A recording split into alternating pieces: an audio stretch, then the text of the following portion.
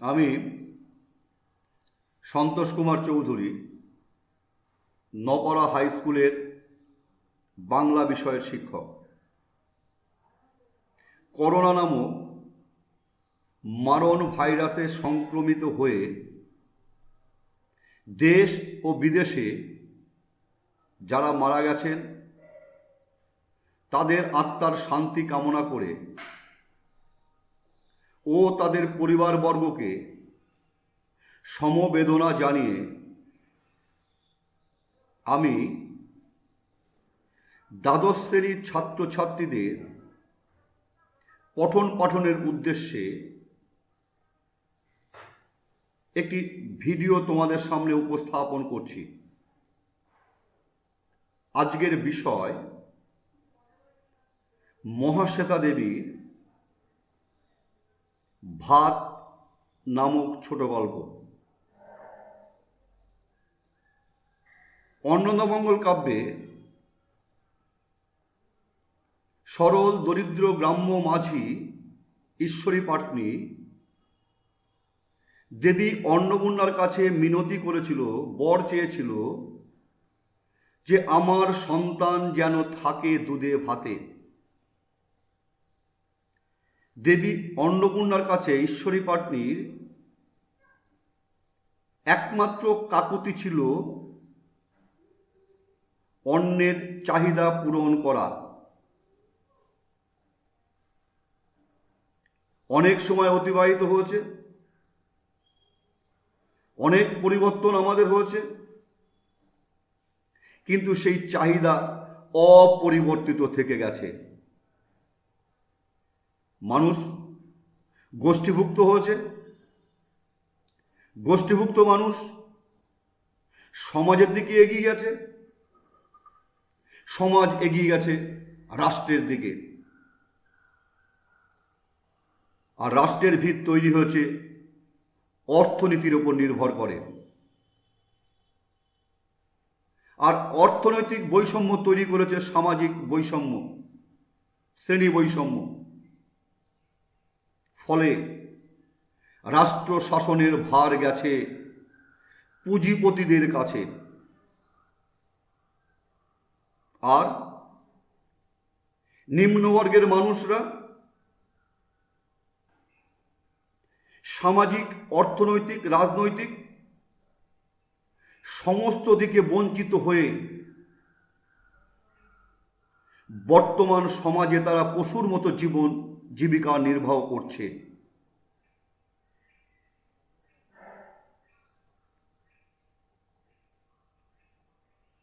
অন্যায়, অবিচার, শোষণ, বঞ্চনা, অবজ্ঞা, অবহেলা যাদের নিত্য সঙ্গী, সেই সমস্ত মানুষের গণজীবনের রূপকার মহাশ্বেতা দেবী। সমাজ সচেতন, মানবতাবাদী, বাস্তববাদী মহাশ্বেতা দেবী এই ভাত গল্পের মধ্য দিয়ে একটি মর্মস্পর্শী গল্প আমাদেরকে উপহার দিয়েছেন। 1982 সালে ম্যানিফেস্টো পত্রিকায় এটি প্রথম প্রকাশিত হয়। পরবর্তীকালে মহাশ্বেতা দেবী শ্রেষ্ঠ গল্প গ্রন্থ থেকে গ্রন্থে এটি স্থান পায়, সেখান থেকে এটি নেওয়া হয়েছে।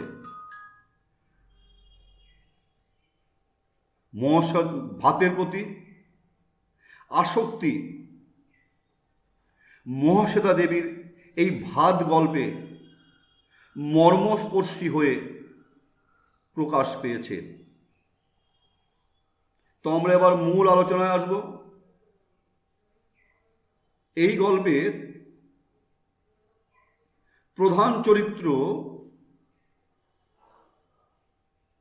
উৎসব বা উৎসব নামে সে পরিচিত। তার প্রতিটি পদক্ষেপ ভাতকে কেন্দ্র করে আবর্তিত হয়েছে। এছাড়াও আরো কিছু চরিত্র আছে। প্রধান চরিত্র আমরা ধরব উৎসব। আমি কতগুলো পয়েন্ট করেছি, 10টা মতো পয়েন্ট আছে, আমি তোমাদের বোঝানোর চেষ্টা করছি। তোমরা আমার এগুলো তোমরা শুনবে এবং গল্পটা একবার দুবার পড়ে নেবে, তোমাদের কাছে সমস্ত কিছু পরিষ্কার হয়ে যাবে। তো আমি প্রথমে একটা পয়েন্ট করেছি, লোকটার বড় বাড়িতে আসার কারণ ও সংসারে বড় পিসিমার ভূমিকা। বলছে লোকটার চাউনি উগ্র, এই জন্যে বড় বউয়ের প্রথম থেকেই পছন্দ হয়নি এই লোকটিকে। তার পরনের লুঙ্গিটা খাটো করে বাঁধা, তার বুনো বুনো চেহারা, এই কারণে বাড়ির বড় বউ তার এই লোকটিকে পছন্দ হয়নি। ভাত খাবে, কাজ করবে, এই শর্তে বাসিনী তাকে ডেকে নিয়ে এসেছে। বাড়ির পরিচারিকা বাসিনী তাকে ডেকে নিয়ে এসেছে। বাসিনীর গাঁয়ের লোক, গ্রাম সম্পর্কে তার দাদা হয়। এ সংসারের সমস্ত কিছু, যার অঙ্গুলি হেলনে এ বাড়ির সমস্ত কিছু চলে, সে হচ্ছে বাড়ির বড় পিসি। সংসার ঠেলবার কারণে তার বাবা তাকে বিয়ে দেয়নি। অভিজাত বাড়ির মেয়ের বিয়ে না হলে লোকে খারাপ বলতে পারে, সমালোচনা করতে পারে। সে কারণে বলা হলো যে তার নাকি দেবতার সঙ্গে বিয়ে হয়েছে, সে অর্থে তিনি দেবতার সেবিকা। সত্যি মিথ্যে যাই হোক না কেন, বড় পিসি বাবার সেবা করে সংসার সামলেছেন। তিনি বড় বউকে সামলান এই বলে, বা তিনি বড় বউকে লোকটি আসার কাজ কি কারণে এসছে কারণ বলে তাকে সান্ত্বনা দেবার চেষ্টা করেন। বলেন ঝড় জলে লোকটার দেশ ভেসে গেছে।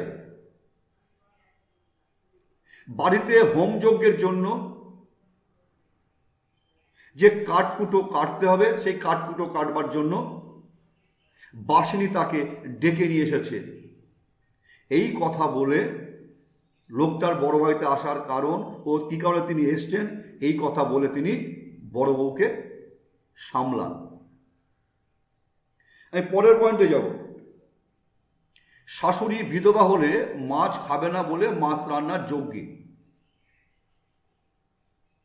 হোমযজ্ঞের বাড়িতে অনেক কাজ। বুড়ো কর্তার লিভার ক্যান্সার হয়েছে, যে কোনো সময় মারা যেতে পারে। তার শ্বশুর মশাই মারা গেলে শাশুড়ি মাছ খেতে পারবে না, বিধবা হয়ে যাবে। সেই কারণে বাড়িতে মাছ রান্নার যজ্ঞ শুরু হয়েছে। ইলিশ মাছ, পাকা পোনা, চিতল, ডিম ভরা ট্যাংরা, ভেটকি মাছ রান্নার যজ্ঞ চলছে। আর এই কাজে দায়িত্ব দেওয়া হয়েছে বাড়ির মেজ বউকে। সে রান্না বাড়ি করে শাশুড়ি মাকে খাওয়াবে। তৃতীয় পয়েন্ট আরেকবার বললে ভালো হতো। তৃতীয় পয়েন্টে চলে যাচ্ছি আমি। বড় বাড়ির চালচিত্র। বুড়ো কর্তার সেবা শুশ্রূষা করবার জন্য বাড়িতে নার্স আছে। বড় বউ উঠে গেলে নার্স চা খেতে নিচে নেমে আসবে। বুড়োর 4 ছেলে, সেজো ছেলে বিলেতে থাকে, বড় মেজ ছোট তখনও ঘুমাচ্ছে।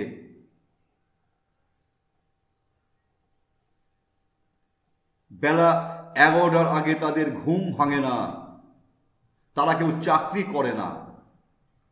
তাহলে সংসার চলে কি করে? তাদের শিবের নামে, শিবের নানান নামে 18টা দেবত্ব সম্পত্তি আছে এবং বাদা অঞ্চলে আছে ধানের ক্ষেত। এর আইতে তাদের সংসার চলে। তাহলে বড় কর্তার ক ছেলে? 4 ছেলে, সে ছেলে বিলেতে থাকে, বড় মেজ ছোট, বেলা 11টার আগে ঘুম ভাঙে না, তারা কেউ চাকরি করে না। শিবের নামে যে 18টা দেবত্ব সম্পত্তি আছে ও বাদায় যে ধানের জমি আছে তার আইতে তাদের সংসার চলে। বড় বাড়ির চালচিত্র। পরবর্তী পয়েন্ট স্ক্রিনে দেখো দিয়েছি আমি, হোম যজ্ঞের আয়োজন। বড় বউ শ্বশুরের ঘরে বসে নানান কথা ভাবতে থাকে। শ্বশুরের সেবা শুশ্রূষার কথা, কিভাবে তার সেবা শুশ্রূষা করেছেন, শ্বশুরমশাই মারা গেলে কি হবে তার পরের কথা, ইত্যাদি নানান কথা ভাবতে থাকে। কারণ শ্বশুর তার কাছে দেবতার সমান। ডাক্তারের কথা মতো বাড়িতে হোমযজ্ঞের আয়োজন হয়েছে। বাড়ির ছোট বউয়ের বাবা হোমযজ্ঞের জন্য তান্ত্রিক ডেকে এনেছেন।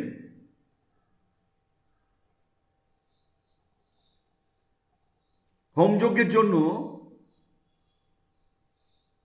কেওড়া, অশ্বত্থ বট ইত্যাদি কাঠ এসেছে আগমন করে। আর ফর্দের ফরমাস অনুযায়ী কালো বিড়ালের লোম, শ্মশানের বালি আনতে গেছে বাড়ির চাকর ভজন। এই হচ্ছে হোম যজ্ঞের আয়োজন। আবারও বলছি আমি, বড় বউ শ্বশুরের ঘরে বসে নানান কথা ভাবতে থাকে। শ্বশুরের সেবা শুশ্রূষা করবার কথা মনে পড়ছে। শ্বশুরমশাই মরে গেলে কি হবে সেই সব কথা চিন্তা ভাবনা করছে। কারণ শ্বশুর ঠাকুর তার কাছে দেবতার সমান। ডাক্তারের কথা মতো বাড়িতে হোমযজ্ঞের আয়োজন করা হয়েছে। বাড়ির ছোট বউয়ের বাবা হোমযজ্ঞের জন্য তান্ত্রিক ডেকে নিয়ে এসেছেন। ফর্দ অনুযায়ী অশ্বত্থ, বট, কেওড়া প্রভৃতি কাঠ আগমন করে এসেছে।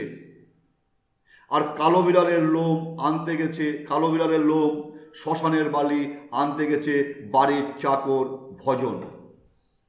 তাহলে হোমযজ্ঞের আয়োজন হলো। পরবর্তী পয়েন্ট আমি আসছি। 5 রকম চালের ভাত হয় শুনে ভুকা লোকটির বিস্ময়। বাসিনীর আনা লোকটি কাঠ কাটতে থাকে। লোকটি বাদায় থাকে, বাদা অঞ্চলে থাকে, কিন্তু কদিন খায়নি। বাদা অঞ্চলে থেকেও কদিন খায়নি। এটা অবাককর বিস্ময়, এটা বিস্ময় যে বাদা অঞ্চলে এত চাল, সেখানে থেকে লোকটি খেতে পায়নি। এটা আমাদেরকে অবাক করে।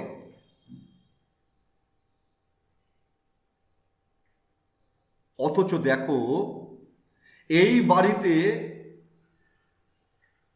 কত রকম চাল, কত চাল, ডোলে ডোলে, অর্থাৎ চাল রাখার পাত্র ডোলে ডোলে থরে থরে সাজানো। শুধু তাই নয়, নানা রকম চালের ভাত হয়। আমিষ নিরামিষের জন্য হচ্ছে ঝিঙে শাল চাল, আমিষের জন্য রামশালের চাল, বাড়ির বড়বাবুর জন্য কনকপানি চাল, আর ছোট ও মেজ ছেলের জন্য পদ্মজালি চাল। আর বাড়ির চাকর অন্যান্য কাজের লোকের জন্য মোটা সাপটা চালের ভাত হয়। এই রকম 5 রকম চালের ভাত হয় শুনে লোকটি, ভুখা লোকটি, না খেতে পাওয়া লোকটি বিস্ময়, অবাক হয়ে যায়। বাসিনীকে দেখে ভুখা লোকটি বাসিনীর কাছে একটু চাল চায়, চাল খেয়ে জল খাবে বলে। কিন্তু পিসিমা দেখে ফেললে বকাবকি করবে। বাসিনী তাকে বলে যে সুযোগ সুবিধা বুঝে সে তাকে দিয়ে আসবে।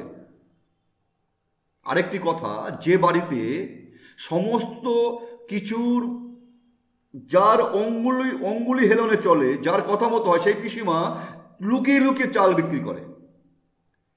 আর এই কাজে বাসিনী তাকে সাহায্য করে। তাহলে আমি আবার বলছি, বাসিনীর আনা লোকটি কাঠ কাটতে থাকে, সে বাদায় থাকে, অথচ সে কদিন খায়নি। বিষয়টা খুবই অবাক লাগে। অথচ ও সেই বাদার দৌলতে এ বাড়িতে নানান রকম চাল ডোলে ডোলে থরে থরে সাজানো। বাড়ির নিরামিষ ডাল তরকারির জন্য হয় ঝিঙে শালের চাল,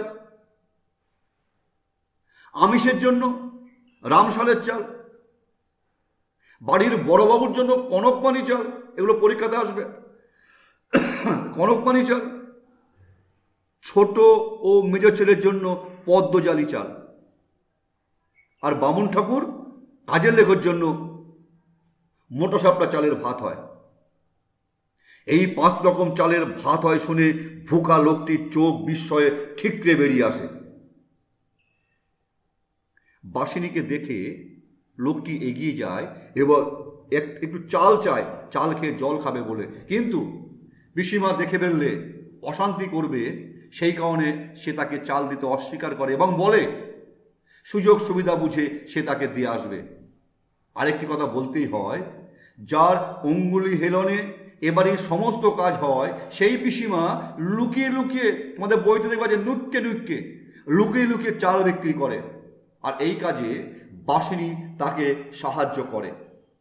আমি পরবর্তী পয়েন্ট যাচ্ছি। কদিন উৎসবের না খাওয়ার কারণ ও কলকাতায় আসা। লোকটির নাম উৎসব, ভুখা লোকটির নাম উৎসব। তবে সে উৎসব নাইয়া নামেই বেশি পরিচিত। এই লোকটার কপালটা খুব খারাপ, খুব মন্দ। যখন লোকজন ত্রাণের খিচুড়ি বিলি করছিল, তখন ছেলে বউকে হারানোর শোকে সে কিছু খেতে পারেনি। প্রবল ঝড় জল। তার আগে বলি, এটা সুন্দরবন অঞ্চলের কথা বলা হচ্ছে, তোমরা বইতে ডিটেলস দেখবে। তোমরা প্রবল ঝড় জল এবং মাতলা নদীর প্রবল জলের তোড়ে উৎসবের ঘর দোর ভেসে যায়। যখন প্রচণ্ড ঝড় জল হচ্ছে, সে তার ঘরটাকে রক্ষা করবার চেষ্টা করেছিল খুঁটি ধরে, আড়া ধরে। আর গরিবের যদি কেউ না থাকে, তাহলে গরিবের ভগবান আছে। সে ভগবানকে বারবার স্মরণ করেছিল, কিন্তু ভগবান কোনো সাড়া দেয়নি। ক্যাথা মুড়ি দিয়ে ভগবান শুয়ে আছে, গরিবের দুঃখে, গরিবের কষ্টে ভগবান ক্যাথা মুড়ি দিয়ে শুয়ে থাকে। জলের তোরে ভাসতে ভাসতে ভাসতে ভাসতে উৎসব এক সময় গাছে বেঁধে আটকে যায়, কিন্তু সে তার বউ ছেলে মেয়েকে খুঁজে পায় না। ওই সমাজের জোরদার জমিদার, ওই পুঁজিপতিদের প্রতিনিধি সতীশ মিস্ত্রি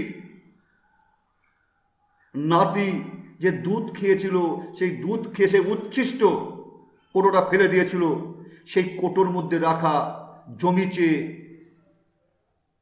দরখাস্তের নকল, সেই কোটোটা খুঁজে পায় না। বউ ছেলে মেয়েকে হারিয়ে সে প্রায় পাগলের মতো হয়ে গিয়েছিল। যখন তার জ্ঞান ফিরল, তখন ত্রাণের খিচুড়ি সব বিলি হয়ে গেছে। সে ড্রাইডোল থেকে একটু চাল চিবিয়ে জল খেয়েছিল। সে গিয়েছিল তার মালিক, সারা বছর যার জমিতে কাজ করে, যার জমির ফসল নষ্ট হয়ে গেলে সে নিজে কাঁদে, সেই সতীশ বাউরির বাড়িতে গিয়েছিল। কিন্তু সতীশ মিস্ত্রি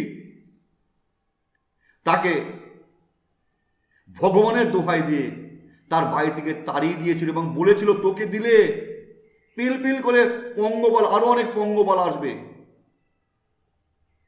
জোরদার বড়লোক, পাকা বাড়িতে বাস করে, যে লোকটা তার বাড়িতে প্রতিদিন কাজ করে, সারা বছর কাজ করে, বিপদের দিনে সেও তার পাশে দাঁড়ায়নি। উৎসব বাসিনীর মালিকের বাড়িটা দূর থেকে একবার দেখে গিয়েছিল। বাসিনীর বোন আর ভাজ মানে ভাইয়ের বউ কলকাতায় ঠিকে রান্নার কাজে আসছিল। দুটো ভাতের জন্য উৎসব তাদের সাথে কলকাতায় আসে। পরবর্তী পয়েন্ট 7 নম্বর, গরম ভাতের গন্ধে উৎসব উতলা হয়। পিসিমা উৎসবকে হাত চালিয়ে কাঠ কাটতে বলেন। উৎসব খিদের কথা বলতেই বড় পিসিমা শুনিয়ে দেন। তান্ত্রিকের আদেশ, হোমযজ্ঞ না হলে খাওয়া যাবে না। আসলে এরা গরিবের গতরকে সস্তা দেখে। যে মানুষটা অভুক্ত, খেতে পায়নি, কদিন খাওয়া হয়নি, তাকে ওই তান্ত্রিকের বিধান দিয়ে তাকে বসিয়ে দেওয়া। অর্থাৎ তোমাকে তুমি কাঠ কাটো, খেতে পাও বা না পাও, তোমার শরীর চলুক বা না চলুক, তোমাকে কাজ করতে হবে। উৎসব হাত চালিয়ে কাঠ কাটতে থাকে। খিদে লেগেছে বললেই বড় পিসিমা তাকে তান্ত্রিকের বিধান শুনিয়ে দেন এবং বলেন যে হোমযজ্ঞ না হলে খাওয়া যাবে না। এদিকে গরম ভাতের গন্ধে উৎসব উতলা হয়ে ওঠে। এমন সময় বাসিনী তাকে এক ঠোঙা ছাতু এনে দিয়ে বলে, রাস্তার কল থেকে ছাতু খেয়ে জল খেয়ে আসতে বলে। উৎসব জল খেয়ে ছাতু খেয়ে এসে আবার কাঠ কাটতে থাকে। এবং এই যে বাড়িতে এত ভাত, এত তরকারি, এত মাছ রান্না হচ্ছে, সবই নাকি বাদার দৌলতে। সে ভাবে, সে ফিরে গিয়ে সে বাদার অঞ্চলটাকে সে খোঁজ করবে। এমন সময় রান্না হয়ে গেছে, রান্না তোলার জন্য ঘর পরিষ্কার করবার কথা উৎসবের কানে আসে। উৎসব একথা শুনলো, এবার তার বুকে বল আসলো। একথা শুনে উৎসবের বুকে বল আসলো। অনেক দিন পর তার জীব ভাতের স্বাদ পাবে, মানে ভাতের স্বাদ পাবে, মানে ভাত খেতে পারবে। পরবর্তী পয়েন্ট আমি যাচ্ছি। তান্ত্রিকের মন্ত্রপাঠ ও বুড়োকর্তার টাল নেওয়া। উৎসব কাঠগুলোকে সমান 5 ভাগে গুছিয়ে ভেতরে রেখে আসে, 2.5 মণ কাঠ রেখে আসে। আর যে টুকরো টাকরাগুলো ছিল সেগুলো পরিষ্কার পরিচ্ছন্ন করে এক জায়গায় গুছিয়ে রেখে বড় পিসিমার কাছে শুনতে যায় সে বাইরে বসবে কিনা। ঠিক সেই সময় তান্ত্রিকের সোচ্চরে মন্ত্র পাঠে বুড়োকর্তার রোগটা শরীর থেকে বেরিয়ে এসে আসবার ফলে তান্ত্রিক তার রোগটাকে কালো বিড়ালের লোমে আটকে পারে, বেঁধে ফেলে। ঠিক তখনই ওপর থেকে নার্স এসে ডাক্তারকে কল দেওয়ার কথা জানায়। বুড়োকর্তার হয়ে এসছে, অর্থাৎ যে তান্ত্রিক বুড়োকর্তার রোগকে কালো বিড়ালের লোমে বাঁধবার সঙ্গে সঙ্গে বুড়োকর্তা টাল নিয়েছে। আমি পরবর্তী পয়েন্ট যাচ্ছি, বুড়োকর্তার মৃত্যু ও শ্মশান যাত্রা। উৎসব শিব মন্দিরের চাতালে গিয়ে বসে। এর মধ্যে কয়েকটা ছেলে তাস খেলছে, সেই বিষয়ে আমি যাচ্ছি না। তার বউ ছেলের মেয়ের কথা মনে পড়ে, আপনা থেকেই চোখ দিয়ে জল গড়িয়ে পড়ে। ভাতের কথা ভেবে সে বলে, অন্যই তো মা লক্ষ্মী। এইরকম 7-5 ভাবতে উৎসব ঘুমিয়ে পড়ে। সন্ধ্যার সময় একজনের পায়ের ধাক্কায় উৎসবের ঘুম ভেঙে যায়। ঘুম ভেঙে সে দেখে এদিক ওদিকে মানুষের জটলা। সে বাড়ির মধ্যে গিয়ে দেখে, বুঝতে পারে যে বুড়োকর্তা মারা গেছে। তার শ্মশান যাত্রার জন্য সকলে ব্যস্ত। রাত 1টার পর বোম্বাই খাটে করে বুড়োকর্তার দেহ শ্মশানের উদ্দেশ্যে যাত্রা হয়। বোম্বাই খাটে করে তাকে নিয়ে যাওয়া হয়। আমি পরবর্তী পয়েন্ট আসছি, 10 নম্বর পয়েন্ট আসছি। উৎসবের ভাত খাওয়া দৃশ্য ও চুরি অপরাধে পুলিশের জিম্মায়। সমস্ত ভাত, বাড়িতে একজন মারা গেছে অসহজ, সেই ভাত খাওয়া যাবে না। সেই ভাত রাস্তায় ফেলে দিয়ে আসার জন্য বড় পিসিমা হুকুম দেন যে এই ভাত আর খাওয়া যাবে, সমস্ত কিছু ফেলে দিতে হবে। উৎসব আগেই মনে মনে একটা প্ল্যান করে রেখেছিল সে কি করবে। বাসিনীর হাত থেকে সে ডেচকিটা নিয়ে বলল যে আমি দূরে ফেলে দিয়ে আসছি। কিন্তু বাসিনী বুঝেছিল যে উৎসব এই ভাত খাবে। সে দিতে না চাইলেও হিংস্র কামটের মতো ক্ষুধার্ত ওসব বাছবিচার না করে জোর করে ডেচকিটা নিয়ে এক দৌড়ে সেখানে চলে যায়। সেখানে গিয়ে নামিয়ে সে ডেচকির মধ্যে হাত দিয়ে যে খাবল করে ভাত খেতে শুরু করে। কতদিন খায়নি, সে খাবলে খেতে শুরু করে। ভাতের মধ্যে হাত ঢুকিয়ে সে স্বর্গসুখ অনুভব করে। এক সময় সে ভাবে যে তার বউ ছেলে মেয়েও তার মধ্যে দিয়ে খাচ্ছে। সে ভাবে ভোরবেলা ট্রেনে চড়ে ক্যানিং হয়ে সে বাড়ি ফিরবে এবং সেই বাদার অঞ্চলটাকে সে খুঁজে বার করবে। 7-5 ভাবতে সে ঘুমিয়ে পড়ে। ডেচকিটা ধরে সে ঘুমিয়ে পড়ে। পরের দিন সকালে উৎসব ধরা পড়ল ডেচকি চুরির অপরাধে। সে তখনও ঘুমাচ্ছিল। ঘুম ভাঙল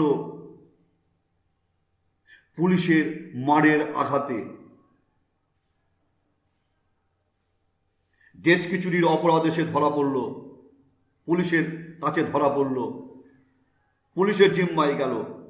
তার ওই বাদার অঞ্চলটি আর খুঁজে পাওয়া গেল না।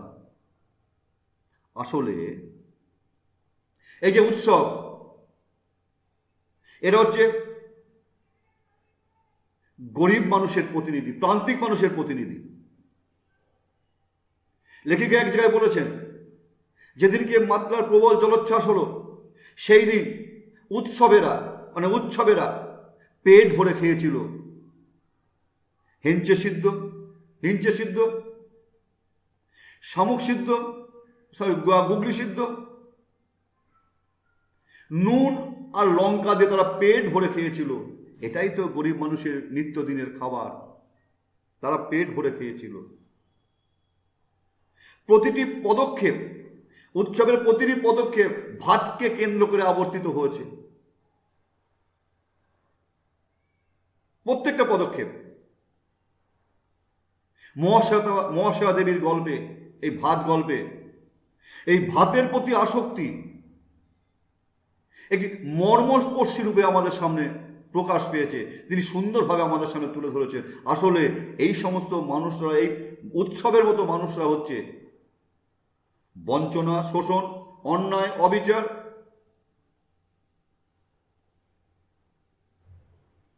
অবহেলা, ঘৃণা যাদের নিত্য সঙ্গী, সেই সমস্ত মানুষের প্রতিনিধি হচ্ছে এখানে উৎসব। আর এই গরিবের কষ্টে, গরিবের দুঃখে বড় লোকের কিছু এসে যায় না। তাই তো সতীশ মিস্ত্রি তাকে বাড়ি থেকে তাড়িয়ে দিয়েছিলেন, ভগবানের দোহাই দিয়ে ব্যঙ্গোক্তি করে তাকে তাড়িয়ে দিয়েছিলেন। আর যে মানুষটা কদিন খায়নি সব জেনেও তাকে ওই অভিজাত পরিবার, যে পিসির কথা বলা হচ্ছে, বড় বাড়ির কথা বলা হচ্ছে, তারাও কিন্তু দুমুঠো খেতে দেয়নি। উৎসবের প্রতিটি স্টেপ, প্রতিটি আচরণ ভাতকে কেন্দ্র করে আবর্তিত হয়েছে এবং ভাতের প্রতি যে আসক্তি মহাশ্বেতা দেবীর গল্পে মর্মস্পর্শী হয়ে প্রকাশ পেয়েছে। আমি তোমাদেরকে বললাম, যতটা পারি বললাম, কিছু বাদ গেছে, আমি অধিকাংশই বলে দিয়েছি, কিছু বাদ গেছে। যদি তোমাদের কোনো জিজ্ঞাসা থাকে, কোনো প্রশ্ন থাকে, তাহলে তোমরা খাতায় লিখে রাখবে। যখন তোমাদের সাথে আমার ক্লাসে দেখা হবে আমি নিশ্চয়ই তোমাদেরকে উত্তরগুলো দেব। সবশেষে বলবো, তোমরা ঘরে থেকে পড়াশোনা করো, সুস্থ থাকো, ভালো থাকো, সরকারি নির্দেশনামা মেনে সামাজিক দূরত্ব বজায় রাখো। ভালো থেকো, তোমাদের সকলের কুশল কামনা করছি। ধন্যবাদ, দেখা হবে পরের ভিডিওতে।